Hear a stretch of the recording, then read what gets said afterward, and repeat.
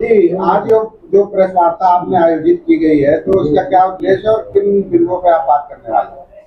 देखिए, आज के प्रेस वार्ता का जो कार्यक्रम है, ये आसन कई प्रदेशों में जो लोग विधानसभा का चुनाव चल रहा है, लोगों के बीच में जाने का प्लान सबका चल रहा है, जिसमें सबसे अहम झारखंड और महाराष्ट्र का चुनाव है, जो आज निर्वाचन आयोग 3 बजे प्रेस कॉन्फ्रेंस भी करने जा रहा है। तो संभवतः डेट भी घोषित हो सकता है और या तो कोई गाइडलाइन जारी हो सकती है, जिसमें हमारी पार्टी झारखंड में एक अलायंस बनाई हुई है। हम लोगों ने 10 दलों ने मिलकर के एक अलायंस बनाया है, तीसरा विकल्प यानी जनमत मोर्चा के नाम से, जिसमें आज संयोग से जो झारखंड में तीसरा मोर्चा यानी जनमत के जो ऑर्गेनाइजर हैं माधवेंद्र मेहता जी, जो हमारे बाएं साइड में बैठे हुए हैं, और वहां घटक दल में हमारे साथ आदर्श संग्राम पार्टी के राष्ट्रीय अध्यक्ष गौतम भारती जी भी बैठे हुए।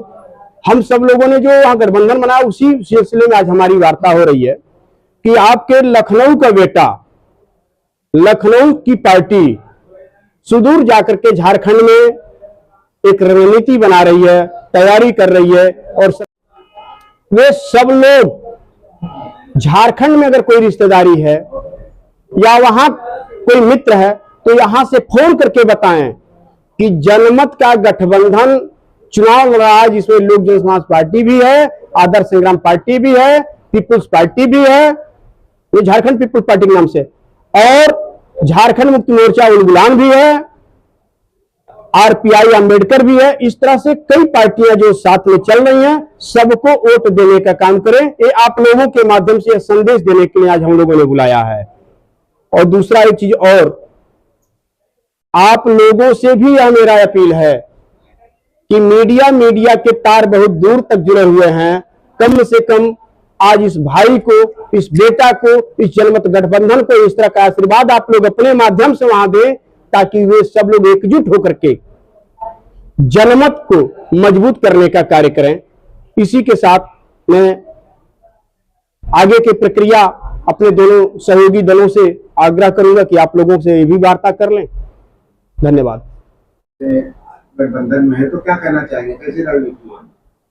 झारखंड में पिछले लगभग 24 सालों से दो ही सरकार एनडीए या यूपीए कार्य कर रही थी, या तो बीजेपी या तो कांग्रेस रूप बदल के काम वहां कर रही थी, और इतने सालों में वहां पे निर्माण की जगह भ्रष्टाचार बढ़ा, उद्योगपतियों की वहां पे चांदी है, और जो वहाँ लोकल हैं, जो वहाँ के बासिंदे हैं, उनको न्याय नहीं मिल रहा।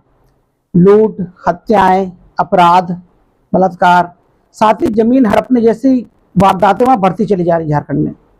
ऐसे में जितनी भी पार्टियां आ रही थी, उन लोगों ने अपने अपने क्या कहते फायदे के लिए वहाँ पर अपने तरीके से काम करा।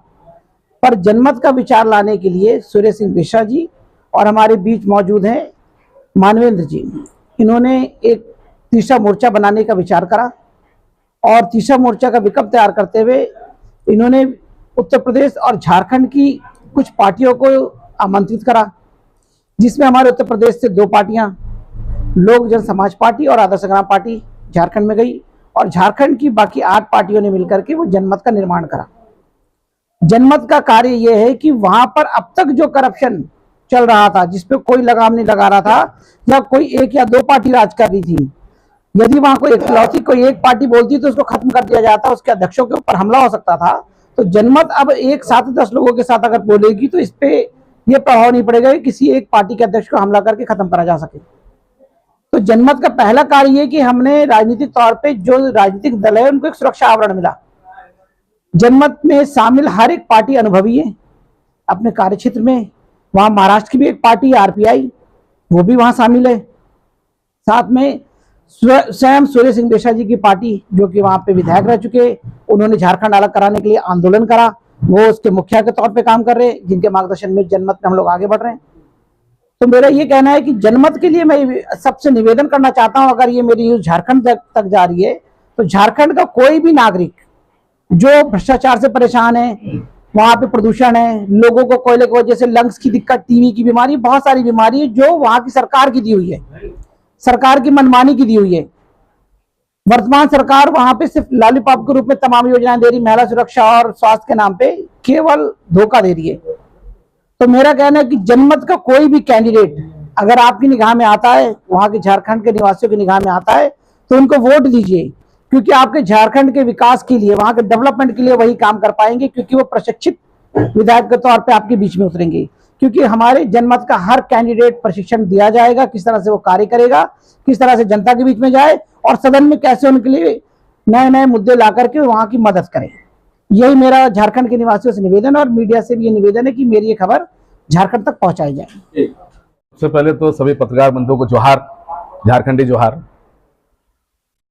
हमारा ये मानना है कि झारखंड में लगभग हम 24 साल अभी तक सभी लोगों ने राज किया है, लेकिन इस 24 सालों में अभी तक कोई भी राजहित के लिए नीति सही नहीं बनी है, जिस वजह से हम लोग बहुत ही भयावह रूप से परेशान है, जनता भी और साथ में जनता से जुड़े हुए जितने भी लोग हित के लोग हैं बहुत ही परेशान है। ऐसी स्थिति में हम लोगों ने जो समान विचारधारा है उनको लेकर एक अलायंस बनाए हैं, जैसे भारतीय जनता पार्टी ने बनाया है एनडीए और कांग्रेस ने बनाया है इंडी, तो हम सब लोगों ने मिलकर बनाया है जनमत। और इस जनमत में लगभग 10 संगठन अभी तक जुड़े हैं जो रजिस्टर्ड पार्टी हैं। इसके अलावा भी कई लोग संपर्क में हैं और आ रहे हैं और जुड़ते चले जाएंगे। संयोग से आज हम लोग 3 पार्टी यहां आपके सामने बैठे हैं, आदर्श संग्राम पार्टी, लोक जन समाज पार्टी और झारखंड पीपुल्स पार्टी के माधवेंद्र मेहता जो अपनी पार्टी के केंद्रीय प्रवक्ता भी हैं। हम ये बताना चाहेंगे कि सूर्य सिंह बेसरा जी के नेतृत्व में झारखंड में जनमत संगठन जो है आगे बढ़ रही है और सभी दलों ने जो 10 दल हैं उन्होंने उनको प्रस्तावित मुख्यमंत्री के रूप में प्रस्तुत किया है। सभी ने उनको काबिल और योग्य माना है, क्योंकि अभी तक जितने भी मुख्यमंत्री बने हैं उनके पीछे कुछ ना कुछ घोटाला जुड़ा हुआ है, शुरू से लेकर आज तक। यहां तक कि आपको जानकर बड़ा हैरत होगा कि भारतीय जनता पार्टी ने माननीय रघुवर दास जी को राज्यपाल बनाया है, लेकिन हमारे यहाँ एक कहावत चला हुआ है कि उनको इनाम नहीं मिला है, सजा मिला है। क्योंकि 6 साल का जो सजा है, इस सजा में भारतीय जनता पार्टी पेंच में फंसेगी नहीं और जो है चुनाव आसानी से निकल जाएगा। तो इस तरह से सभी मुख्यमंत्री के अपने अपने कार्यकाल में उन्होंने घोटाला किया, उसको दोहराने की जरूरत नहीं है। और हम जो 10 पार्टी मिलकर जो एक मैनिफेस्टो बनाए हैं, ये मैनिफेस्टो जो है माननीय मुख्यमंत्री जी ने वहां प्रेस कॉन्फ्रेंस करके इसको प्रस्तुत किया है। इसमें 83 पॉइंट है और झारखंड की तमाम नीतियों पे इस पे है। जैसे सबसे बड़ी नीति हमारे यहां जो है वो है स्थानीयता का। जैसे आपको अभी हम कह सकते हैं कि आप यूपी के हैं, आप अपनी पहचान बता सकते हैं, महाराष्ट्र वाले मराठी बता सकते हैं, गुजरात वाले गुजराती आइडेंटिटी बता सकते हैं, लेकिन हम झारखंडी लोग अपनी पहचान नहीं बता पाते हैं। जिस वजह से हम लोगों ने सबसे पहले एक निजी ड्राफ्ट माननीय सूर्य सिंह बेसरा जी ने बनाया है स्थानीय नीति का, जो 1932 के मान पे चल रहा है और उनको उन्होंने खारिज किया है। और खारिज करने के बाद उन्होंने कहा है कि 1932 जो है वो नहीं चलतो। क्यों नहीं चलेगा? कारण क्या है? सर्वे जो है अलग अलग समय में अलग अलग हुआ है। कहीं 1964 हुआ है, कहीं 1932 हुआ है, कहीं 1908 हुआ है, कहीं 1920 हुआ है। यानी हम आपस में क्या गृह युद्ध करेंगे? हम एक दूसरे को ही मारपीट करेंगे? नहीं। ऐसी स्थिति में उन्होंने कहा है कि जिले के अंतिम सर्वे सेटलमेंट को हम मानेंगे। तो उससे क्या हो जाएगा, एक कागजी जो रिकॉर्ड है उसके तहत हम समता और समानता में आ जाएंगे और जिस वजह से हमारा कोई भेद नहीं रहेगा।